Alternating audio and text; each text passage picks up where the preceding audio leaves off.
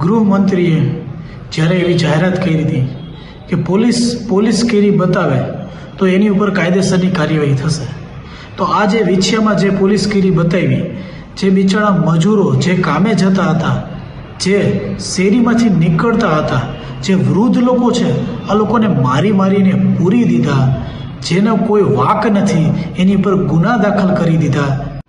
પોલીસે મીડિયામાં એવું જાહેર કર્યું કે 12,000 પબ્લિક હતી, તો 12,000 જો ત્યાં પબ્લિક હોય તો આ પોલીસ આટલી કંટ્રોલમાં લઈ શકે? એ તદ્દન વાત ખોટી છે. અને રહી વાત, જો પોલીસનું કહેવું એમ છે કે ભાઈ સોશિયલ મીડિયામાં મેસેજ વાયરલ થયો એના કારણે આ પબ્લિક થઈ, તો જ્યારે મેસેજ વાયરલ થયો ત્યારે આ કલમ લગાડી ત્યારે કંટ્રોલમાં લઈ લેવાની જરૂર હતી ને. બીજે દિવસે કેમ આ બધી વસ્તુ કરવામાં આવી? ઘનશ્યામભાઈનો જ્યારે જીવ જાયમ હતો ત્યારે ઘનશ્યામભાઈ પોતે ફરિયાદ કરી હતી કે મારો જીવ જાયમ છે, તો ત્યારે પોલીસે એ કાર્યવાહી કેમ ન કરી? અત્યારે બિચારા જે સાધારણ જે મજૂર લોકો જેનો કોઈ વાક નથી એ લોકોને પકડીને અંદર નાખી દીધા છે. પોલીસને જો કાયદેસરની કાર્યવાહી જ કરવી હોય છે તો જ્યારે ઘનશ્યામભાઈએ નિવેદન આપ્યું હતું કે 7 જણા લોકોએ મારી ઉપર હુમલો કર્યો, તો તમે 103ની કલમ કેમ ઉમેરો છો? હકીકતમાં એક વ્યક્તિ મારનાર હોય અને એક વ્યક્તિ સાથે બીજા લોકો કોઈ હોય તો 103/2 લાગે છે, તો 103 જ કલમ કેમ લગાડી?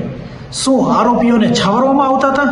શું લેન્ડ ગ્રેબિંગ 3 વર્ષ ચાલી તો શું આરોપીઓને ત્યારે પણ છાવરવામાં આવતા હતા? જ્યારે મામલતદારે બધા ભેગા થયા અને કલેક્ટર અને એસપી સાહેબે બાંહેધરી આપી હતી કે 103ની કલમની જગ્યાએ 103/2 કલમ ઉમેરી દેશું, તો પછી હાલ સુધી એ 103/2 કેમ નથી ઉમેરવામાં આવી? કેમ આજની એફઆઈઆરમાં પણ 103ની કલમ દેખાડે છે?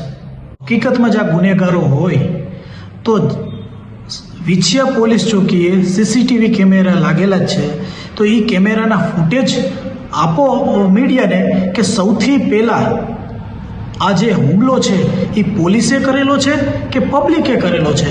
અને જે કહે છે કે કોળી સમાજ ભેગો થઈને આવું કરે છે, તો કોળી આ જે 84 લોકોની અટકાયત કરેલી, તો એની અંદર બધા કોળી સમાજના જ વ્યક્તિઓ છે કે અન્ય સમાજના પણ છે? આવા તત્વો પણ છે કે નહીં, એ ખાસ કરીને તપાસ કરવામાં આવે. આ એફઆઈઆર જે અત્યારે 84ની અટકાયત થઈ છે એની અંદર 100% હું તમને કહું કે કોળી સમાજ સિવાય પણ અન્ય સમાજના બીજા કોઈ લોકો પણ તેમાં હશે જ. વિછિયામાં જે આટલો સમાજ ભેગો થયો